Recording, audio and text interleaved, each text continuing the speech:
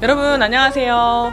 오늘은 여러분들이 궁금해할 만한 질문들, 그리고 궁금하지는 않지만 여러분들이 꼭 알아야 할 질문들에 대해서 함께 이야기를 나누어 보려고 합니다. 그럼 어떤 질문들이 있는지 한번 떠나볼까요?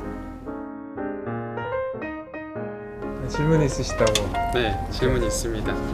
찬양 시간만 되면 일어서서 찬양하라고 하고, 또 박수 치면서 찬양하라고 하고, 또 손을 들고 찬양하게 하라고 하기도 하는데, 일어서거나 박수 치는 거는 괜찮은데 손을 들고 하는 거는 조금 그래가지고요. 도대체 왜 손을 들고 찬양을 해야 하는지 궁금해서요.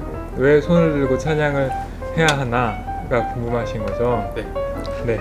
평소에 이런 생각을 하는 친구들, 우리 중등부 친구들도 많이 있을 거라고 생각되는데요. 찬양을 할 때마다 찬양 인도자가 우리 손 들고 찬양합시다 라고 멘트를 하거나, 또 옆에서 열심히 손 들고 찬양하는 친구들 혹은 선생님들을 보면 왜 손을 들고 찬양해야 되지? 라는 생각을 하는 친구들이 있을 거라고 생각이 됩니다. 아무 이유 없이 그렇게 손 들고 찬양하지는 않을 것 같은데요. 어떤 의미가 있나요? 네, 참 좋은 질문이에요. 질문에서처럼 우리는 찬양 시간에 여러 가지 행동을 해요. 일어서기도 하고, 박수를 치기도 하죠. 손을 들기도 하고, 손을 모으기도 합니다. 그럼 도대체 왜 그렇게 할까? 그 시작은 성경에 있습니다. 네, 성경에도 찬양하는 다양한 형태, 다양한 모습들이 등장하는데요. 첫 번째로는 하나님을 기쁘게 찬양하는 방법이 있습니다. 그리고 두 번째로는 온 마음 다해 하나님을 찬양하는 방법이 나오죠. 그리고 세 번째로는 감사함으로 하나님을 찬양하는 방법에 대해서 나오고 있습니다. 또 어떤 것들이 있죠? 그 외에도 손을 들고 찬양하는 것, 손뼉을 치면서 찬양하는 것, 악기를 연주하는 것, 춤을 추는 것, 다양한 찬양의 방법과 태도에 대해서 성경은 우리에게 알려주고 있어요. 손을 들고 찬양하는 것은 성경이 우리에게 알려주는 찬양하는 방법 중에 하나라는 것이죠.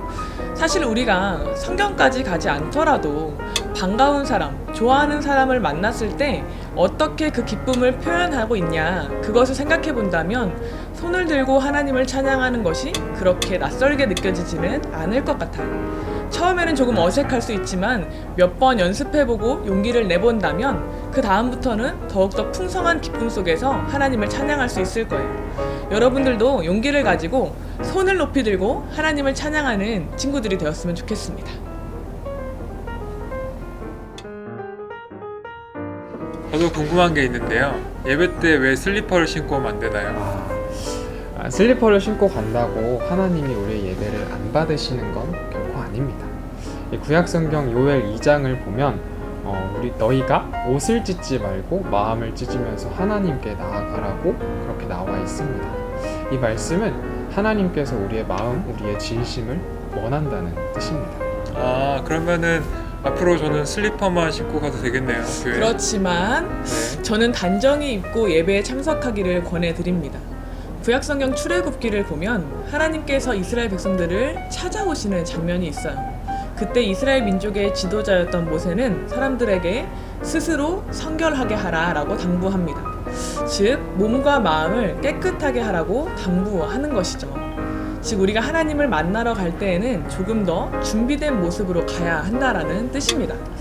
만약 우리가 청와대에 초청받아서 대통령과 1대1 만남을 하게 되었다고 생각해 봅시다. 그렇다면 우리는 최대한 정갈한 복장으로 청와대에 가겠죠. 마찬가지로 예배가 하나님과의 귀중한 만남의 시간이기에 우리 역시 단정한 모습으로 하나님을 만나러 갈 필요가 있습니다.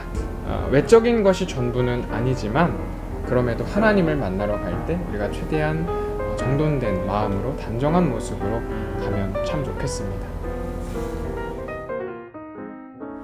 교회에서 기도할 때 보통 기도를 다 하고 마지막에 예수님의 이름으로 기도합니다 라는 말을 붙이잖아요.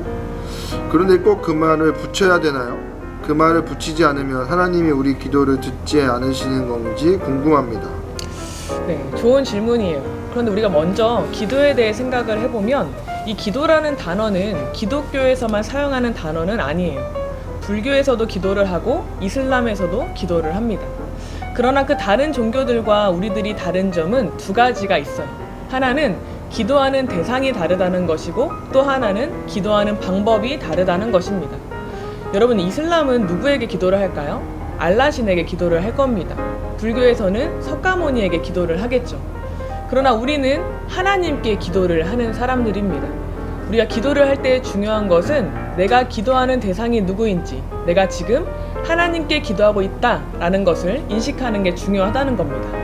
네, 보라수사님께서 잘 말씀해 주신 것처럼 세상의 다양한 종교들은 기도하는 대상이 다 다릅니다. 그렇기 때문에 그 기도하는 방식에도 조금씩 차이가 생기게 되는데, 불교는 기도를 할 때 뭔가 자기 수행적인 기도를 많이 하게 되죠.